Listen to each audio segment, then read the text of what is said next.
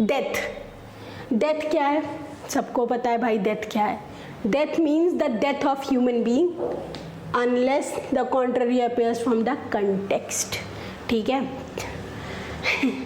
तो जब किसी ह्यूमन बीइंग की डेथ हो जाती है तो हम उसे डेथ मानते हैं। देखो, डेथ किसी ह्यूमन बीइंग की हो, जानवर की हो, पशु पक्षी की हो, वो डेथ ही होती है।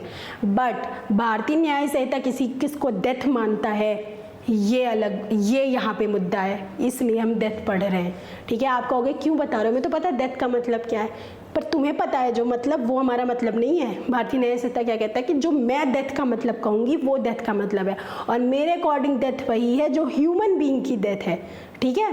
तो किसी इंसान की मृत्यु ही डेथ की डेफिनेशन है भारतीय न्याय संहिता में, अदरवाइज प्रूव किया जाए कॉन्ट्ररी इसके, ठीक है। या तो जो कंटेक्स्ट है उसके वजह से कुछ और ही दिख रहा हो, ठीक है, तो वो नहीं है। तो हमारा भारतीय न्याय संहिता सिर्फ इंसानों, सिर्फ ह्यूमन बीइंग्स के डेथ की बात कर रहा है। आप डेथ की डेफिनेशन क्या लेके चलते हो, वो हमारा पॉइंट ऑफ व्यू नहीं है भाई, वो हमारी सोच नहीं है। हमारी सोच ये है कि हम तो सिर्फ इंसानों की डेथ को डेथ मानेंगे, ठीक है। तो ये है भारतीय न्याय संहिता कहता है, ये याद रखना। तो ह्यूमन बीइंग की डेथ ही क्या है, डेथ का मतलब है यहाँ पे, ठीक है। आगे डिसऑनेस्टी, वेरी इंपॉर्टेंट सेक्शन, ठीक है। इंपॉर्टेंट मार्क भी कर लो और पढ़ो भी, कुछ पिछले वाले में भी इंपॉर्टेंट था, इसमें भी इंपॉर्टेंट है। काउंटरफिट भी आपका इंपॉर्टेंट है, काउंटरफिट पे भी इंपॉर्टेंट लगा लेना, ठीक है। मैं ऐसे बताते चलूँगी मेरे अकॉर्डिंग, मेरे जितना मेरा एक्सपीरियंस है उस हिसाब से बता रही हूँ, बाकी भगवान जाने, इम्पॉर्टेंट जैसा कुछ होता नहीं है। आपका कभी भी कुछ भी आ सकता है, मुझे ऐसा लगता है, तो ऐसा कुछ है, मतलब मुझे जो लग रहा है मैं वो आपको बता रही हूँ, ये कह रही हूँ, ठीक है, मेरे अकॉर्डिंग। तो डिसऑनेस्टी देखते हैं क्या। डिसऑनेस्टली है आपका 7 में, क्या कहता है, means doing anything with the intention of causing wrongful gain to one person और wrongful loss to another person. क्या होता है डिसऑनेस्टी, ऑनेस्टली, डिसऑनेस्टली ये काम किया गया है ना। तो भारतीय न्याय संहिता के अकॉर्डिंग डिसऑनेस्टली क्या है, डिसऑनेस्टली वो है ऐसी कोई काम जिससे, ठीक है, डूइंग एनीथिंग, कुछ ऐसा करना। देखो ब्रेक करके पढ़ो, मैं ब्रेक करते करते आपको समझाती हूँ क्या, कि डूइंग एनीथिंग, कुछ ऐसा करना with the intention of causing wrongful gain to one person, कुछ ऐसा काम करना जिससे किसी एक पर्सन को रॉन्गफुल गेन होता है, ठीक है, और किसी दूसरे पर्सन को क्या हो रहा है, रॉन्ग, या फिर किसी पर्सन को रॉन्गफुल लॉस हो रहा है। तो मैं कोई ऐसा काम कर रही हूँ जिससे या तो मुझे रॉन्गफुल गेन हो रहा है, रॉन्गफुल गेन मतलब गलत तरह से पैसा आ रहा है मेरे पास, या पैसा ही नहीं, नुकसान फ़ायदा, ठीक है, यहाँ पे मेन चीज़ ये है, ठीक है, या किसी सामने वाले पर्सन को रॉन्गफुल लॉस हो रहा है, ठीक है, गलत तरह का लॉस हो रहा है। मीन प्रॉफिट तो क्या है यहाँ पे, तो आपका चेक है लॉ, क्रिमिनल है,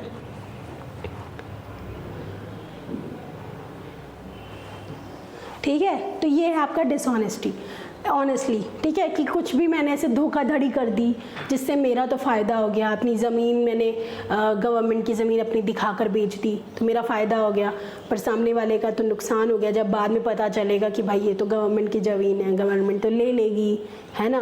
और जैसा कि हमारे सिविल लॉज हम देखते हैं कि आपको अवेयर होना चाहिए कोई भी ज़मीन खरीदने से पहले, तो बाद में अगर ऐसा कुछ हुआ तो हम ये मानते हैं ना, एक होता है नोटिस वाली चीज़ की, हम ये मानते हैं कि कंस्ट्रक्टिव नोटिस की आपको इस बात की जानकारी थी लेने से पहले।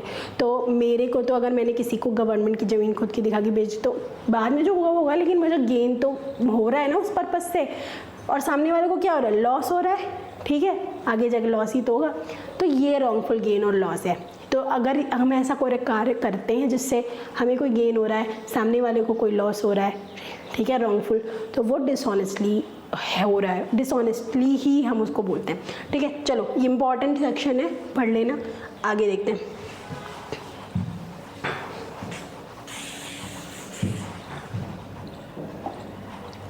डॉक्यूमेंट क्या है, डॉक्यूमेंट वही है जो आप इंडियन एविडेंस एक्ट में पढ़े हो आपने, ठीक है, वही है। क्या है कि document means any matter expressed और described upon any substance by means of letters, figures और मार्क्स। ठीक है, क्या है डॉक्यूमेंट?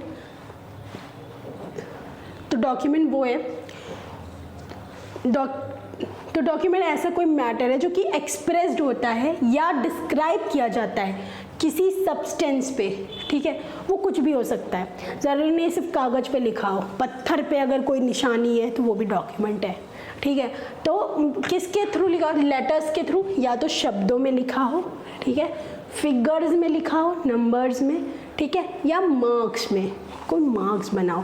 ठीक है, कुछ निशान दीवारों पे खरोच, ये वो, मतलब ऐसा कुछ चीज़ें कि आपके जो मार्क्स के थ्रू या कोई निशानी बनी, कोई चिन्ह, ठीक है, तो वो भी डॉक्यूमेंट है। तो डॉक्यूमेंट क्या है कि वो चीज़ें, वो मैटर जो एक्सप्रेस्ड होते हैं किसी सब्सटेंस पे, ठीक है, लेटर्स के माध्यम से, फिगर्स के माध्यम से, मार्क्स के माध्यम से, और by more than one of those means, या एक से ज़्यादा मीन्स से। ठीक है, एंड इंक्लूड्स ये पास आ गया थोड़ा अलग से, देखो, इलेक्ट्रॉनिक एंड डिजिटल रिकॉर्ड। ठीक है, इतना ही नहीं, और क्या आता है इसमें डॉक्यूमेंट में आपके इलेक्ट्रॉनिक और डिजिटल रिकॉर्ड्स भी आते हैं। ठीक है, जो आपका इलेक्ट्रॉनिक फ्रॉड होता है या इलेक्ट्रॉनिक माध्यम से जो चीज़ें आपकी रिकॉर्ड है, फ्रॉड नहीं, जो रिकॉर्डेड चीज़ें, जो इलेक्ट्रॉनिक एविडेंसेस हैं, वो भी हमारे डॉक्यूमेंट में आते हैं। ठीक है, तो आपके इलेक्ट्रॉनिक रिकॉर्ड्स भी आ गए डॉक्यूमेंट में, डिजिटल रिकॉर्ड्स भी आ गए। ठीक है, आगे, इंटेंडेड टू बी यूज्ड और which may be used as evidence of that matter. ठीक है, क्या कहता कि जो कि यूज़ होता है, ठीक है, किस कार्य के लिए, या तो यूज़ होता है, ये यूज़ हम करने यूज़ किया जा सकता है as a evidence of the matter, जो एविडेंस बनता है उस मैटर का। ठीक है, कि जैसे मान लीजिए अगर हाँ, वो कोई फ्रॉड हुआ ज़मीन का, तो उसका जो रिलेटेड डॉक्यूमेंट है, तो वो एविडेंस आगे जाके बन सकता है ना, कि किसके नाम बेनामा था, ये था, वो था, या ज़मीन के विवाद में कोई क्रिमिनल ऑफेंस हो गया, मर्डर हो गया, झगड़ा हो गया, लड़ाई हो गया। ठीक है, तो मतलब वो चीज़ें, वो जो कि वो ऐसे सब्सटेंस जो कि लेटर, फिगर्स, मार्क्स या इलेक्ट्रॉनिक एविडेंस, इलेक्ट्रॉनिक रिकॉर्ड से होते, जो कि हमारे आगे जाके एज ए एविडेंस या तो यूज़ होते या एविडेंस के जैसे यूज़ किए जा सकते, मतलब सबूत क्या था। ठीक है, यहाँ से चाकू मिला, वहाँ से ये मिला, वहाँ से ये मिला, वो सारी चीज़ जो हमारी एविडेंस बन सकती है, वो हमारा डॉक्यूमेंट कहलाता है। एक्सप्लेनेशन में हम और डिटेल में समझेंगे कि क्या है जनरल ये है। एक्सप्लेनेशन क्या कहता है, चलिए देखिए, एक्सप्लेनेशन 1 आपका कहता है कि it is the material by what means और upon what substance the letter, figures और मार्क्स आर फॉर्म्ड। ये मैटर नहीं करता, इट इज़ इमैटेरियल, मतलब ये मैटर ही नहीं करता। क्या कि वो कि किस मीन्स से, ठीक है, व्हाट मीन्स और अपॉन व्हाट सब्सटेंस, किस मीन्स से और किस सब्सटेंस से वो लेटर, फिगर्स और मार्क्स फॉर्म किए गए हैं। मैंने आपको पत्थर बोला, पत्थर पे भी अगर कोई निशान है जिसे हम आगे जाके एज ए एविडेंस यूज़ कर रहे हैं, ठीक है, कुछ लेटर्स लिखे हैं, फिगर्स लिखे हैं, ठीक है, तो वो भी डॉक्यूमेंट है। वो किस चीज़ से बना है ना, ये मैटर नहीं करता। ठीक है, चाकू है तो वो भी है, क्यों, वो किस चीज़ से बना है, ये जो बात बोला ना, वो मैटर नहीं करता। वो डॉक्यूमेंट, वो हमारा सब्सटेंस मैटर नहीं कर रहा है, वो है, अगर वो एविडेंस की तरह यूज़ हो रहा है, वो हमारा डॉक्यूमेंट है। ठीक है, तो ये इमैटेरियल है कि वो किस सब्सटेंस से, जिस पे लेटर, मार्क्स और फिगर्स बने हैं, वो बना हुआ है। ठीक है, formed whether the evidence are intended और may be use in a court और नॉट। ठीक है, ठीक है, और ये भी पहला तो किससे बना हुआ है मैटर नहीं करता, दूसरा क्या कि और whether the evidence is intended for और may be use in a court और नॉट, और ये भी मैटर नहीं करता कि वो जो एविडेंस है वो कोर्ट में यूज होगा भी या नहीं होगा, वो है बस डॉक्यूमेंट, अगर क्राइम सीन पे था आपके। ठीक है, चलो तो डायरेक्टली आगे देखते हैं क्या है।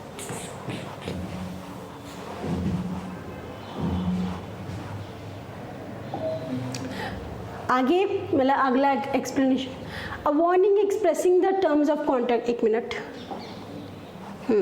आपके एक्सप्लेनेशन 1 में ही है, ठीक है। एक्सप्लेनेशन 1 के सब उसमें हम चल रहे हैं। एक्सप्लेनेशन 1 का सब क्लॉज ए आपका कहता है कि a writing expressing the terms of contract which may be used as evidence of the contract is a document. सबसे पहला क्या हो गया, वो राइटिंग, ठीक है, जो कि टर्म्स है आपके कॉन्ट्रैक्ट का, विच may be used as evidence, जिसे हम एज ए एविडेंस यूज़ करते हैं, वो क्या है आपका डॉक्यूमेंट है।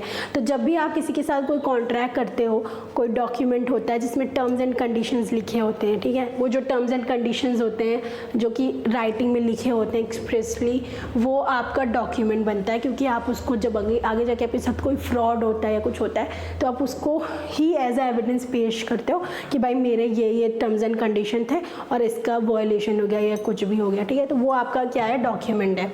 समझो बात को, ठीक है। आपका डॉक्यूमेंट क्या हो गया, जो टर्म्स ऑफ कॉन्ट्रैक्ट होता है, सिंपल, ठीक है। आगे, a cheque upon a banker is a document.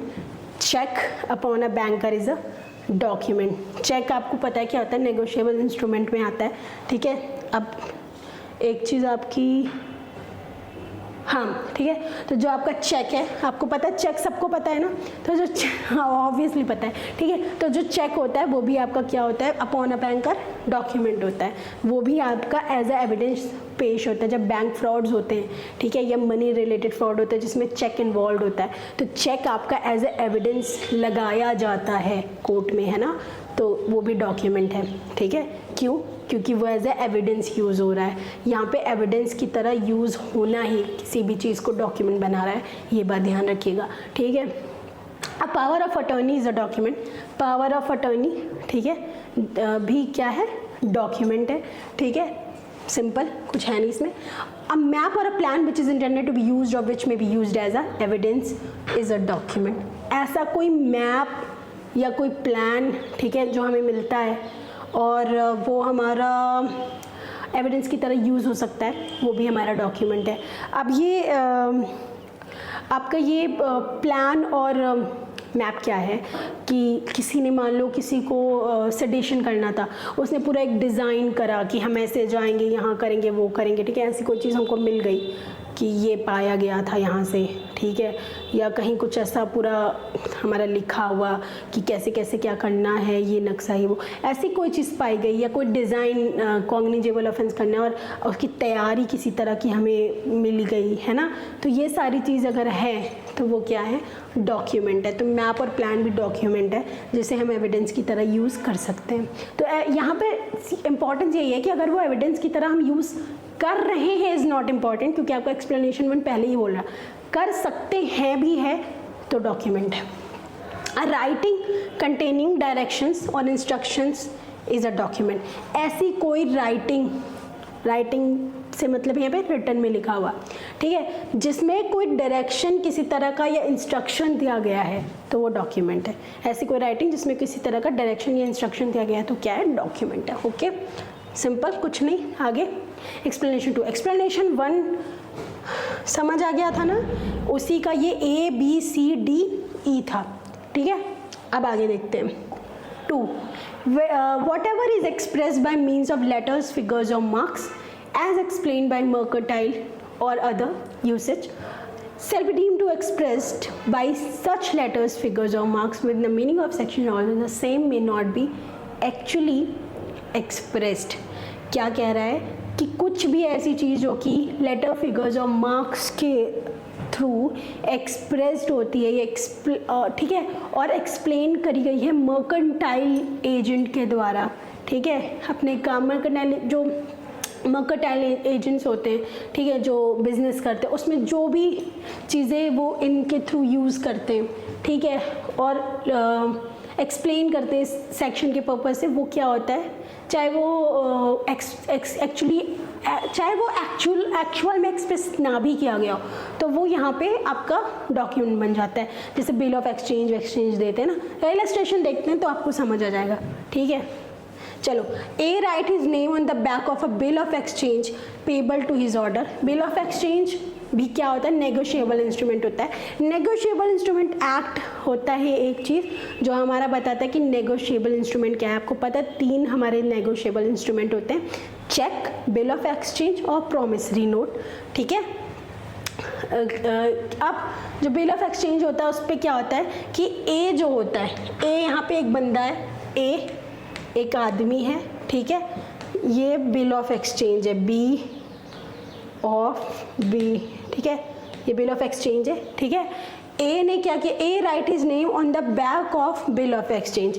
Bill of exchange का ये फ्रंट है, ठीक है, ये समझो ये फ्रंट है और ये है बैक, बैक पे इसने अपना नाम लिख दिया ए, ठीक है। अब A write his name on a back of a bill of exchange, bill of exchange के पीछे इसने अपना नाम लिख दिया, पेबल टू हिज ऑर्डर, ठीक है, order. The meaning of the endorsement as explained by mercantile usage is that the bill is to be paid to the holder. अच्छा, बिल ऑफ एक्सचेंज में क्या होता है कि सपोज मैं एक मर्केंटाइल एजेंट हूँ, या मैं मतलब मेरा कोई भी बिजनेस है या कुछ भी है, ठीक है, सप्लायर होल्ड वॉट एवर, ठीक है, और आपने मेरे से गुड्स खरीदा, ठीक है, तो उस वक्त अगर मैं पूरे पैसे आपको नहीं दे रही हूँ या पैसे नहीं दे पा रही हूँ, तो बिल ऑफ एक्सचेंज जो सामने वाला इंसान है वो लेता है। कैसे कि मैंने आपको गुड्स सप्लाई कर दिया, आपने बोला कि आप एक फ्यूचर डेट पे जो है पैसे दे पाओगे, ठीक है, तो मैंने आपको एक बिल ऑफ एक्सचेंज साइन करके दे दिया जिसमें मैंने ये चीज़ लिख दी कि आप इस ड्यू डेट पर पैसे मुझे मेरे इतने दोगे, ठीक है। और ये करके इन्होंने, ए ने क्या किया, ऐसा पे की होल्डर, जो बिल ऑफ एक्सचेंज होता है, होल्डर कौन होता है, जो वो उस बिल को होल्ड करता है, यानी मैंने जिससे बिल ऑफ एक्सचेंज पे अपना नाम लिख कर दिया है, जिसके पास वो बिल है वो होल्डर है, तो होल्डर इस ड्यू डेट पे ये पैसे मुझे पे करेगा, ठीक है। ये लिखकर मैंने बैक पे लिखा, ठीक है, और the endorsement is a document, तो वो एंडोर्समेंट जो हो गई वो डॉक्यूमेंट हो गई। क्या डॉक्यूमेंट हो गया, ये जो मैंने इतना लिखा है, ठीक है, ये जो मैंने लिखा है कि मेरा नाम सौरवी है और मैं होल्डर ऑफ बिल को ये इतने ड्यू डेट पे ये अमाउंट पे करने के लिए बोल रही हूँ, ठीक है, ये इंडोर्समेंट जो है उसमें जो मैंने फिर नीचे अपनी साइन कर दी है अपना नाम लिखकर, ये डॉक्यूमेंट बन रहा है। क्या खाली बिल ऑफ एक्सचेंज डॉक्यूमेंट होता है? क्या मैंने आपको खाली पर्चा दे दिया डॉक्यूमेंट हो गया? Plain page bill of exchange हो गया, सॉरी, ठीक है, मैंने आपको खाली एक पेज दे दिया, लो ले जाओ अपने घर जाओ, ठीक है, बिल ऑफ एक्सचेंज हो गया। क्या बिल ऑफ डॉक्यूमेंट हो गया? नहीं। क्या डॉक्यूमेंट हुआ? ये जो मैंने इतनी बातें लिख दी उस पर, मैंने अपना नाम लिख दिया, एंडोर्स कर दिया उसे, ठीक है, ये हुआ डॉक्यूमेंट। क्योंकि यही चीज़ तो बाद में देखी जाएगी कि हाँ मैंने ये चीज़ दी थी, है ना, इसके बदले जब हम मुझे रिकवर करना होगा वो डिफ़ॉल्ट कर जाएगा, तो ये बनेगा हमारा डॉक्यूमेंट बेटा, क्योंकि ये एविडेंस की तरह यूज़ होगा। तो जो चीज़ें एविडेंस की तरह यूज़ होंगी, खाली पेज एविडेंस की तरह यूज़ नहीं हो सकता। क्या है ये ब्लैंक पेपर, क्या लेकर आ गए और लेके जाओ, है ना, बट अगर ये रहेगा, अच्छा ए नहीं तो इस तारीख को इसको बिल ऑफ एक्सचेंज दिया था कि इस तारीख को पे करना है, ये जो कंटेंट है बेटा, ये कंटेंट इज़ वेरी इंपॉर्टेंट, आजकल तो आपको पता ही है। तो कंटेंट है ये इसका बिल ऑफ एक्सचेंज का, ये कंटेंट ही क्या है तुम्हारा? डॉक्यूमेंट है, समझ रहे? चलो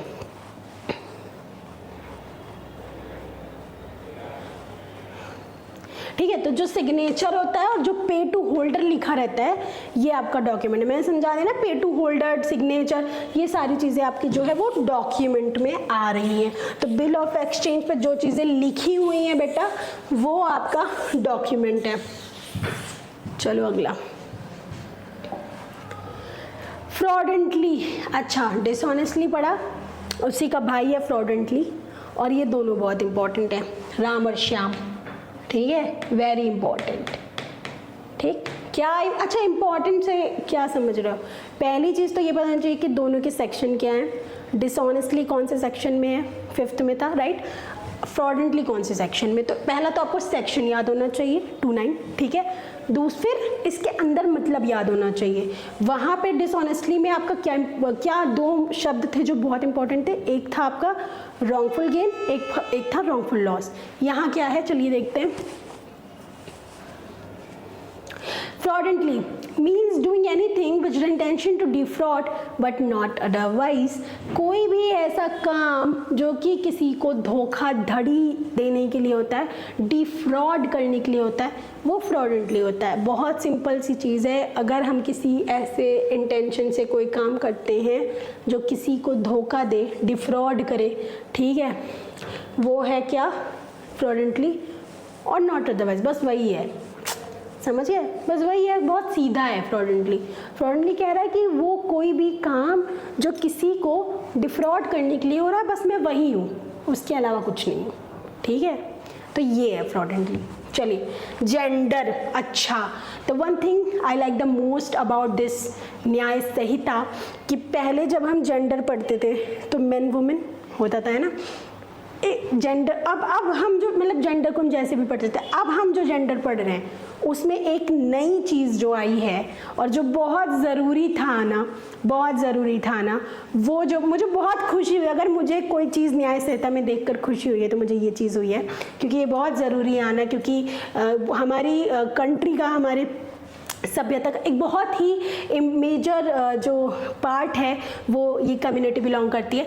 तो क्या है जेंडर में वो खास चीज़ देखते हैं कि the pronouns he and its derivatives are used of any person, ठीक है।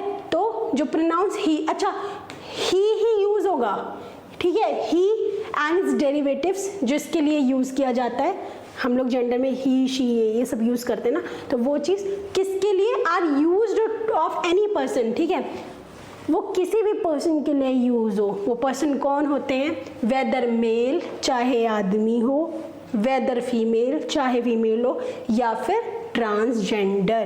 तो जो नई चीज़ इस संहिता में आपकी आई है वो ये आई है, ट्रांसजेंडर्स को भी अब हम जेंडर में इंक्लूड कर रहे हैं, ठीक है। तो ये चीज़ हमारा यहाँ पे डेफिनेशन है कि the pronouns he and its derivatives are used. तो जो ही है, जब हम ही का यूज़ करेंगे तो ही में हमारे ये सारे आ जाएंगे, ठीक है। ये क्या है?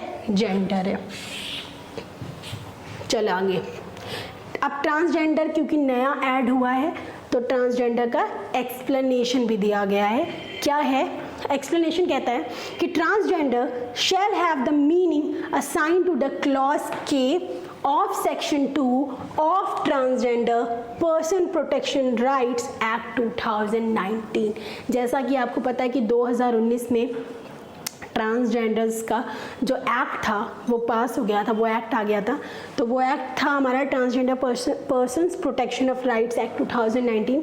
तो ये कहता है कि ट्रांसजेंडर की जो मीनिंग है वो आप कहाँ से निकालोगे, कहाँ से लोगे? तो जो आपका क्लॉज के है, सेक्शन 2 क्लॉज के है जो आपका किस एक्ट का? Transgender person protection of rights act 2019। ये आपका बताएगा ट्रांसजेंडर क्या आप किसे बोलोगे, ठीक है। तो ये वाला एक्ट आपका बताता है ट्रांसजेंडर की डेफिनेशन, क्लॉज के section 2 of transgender persons protection rights act 2019।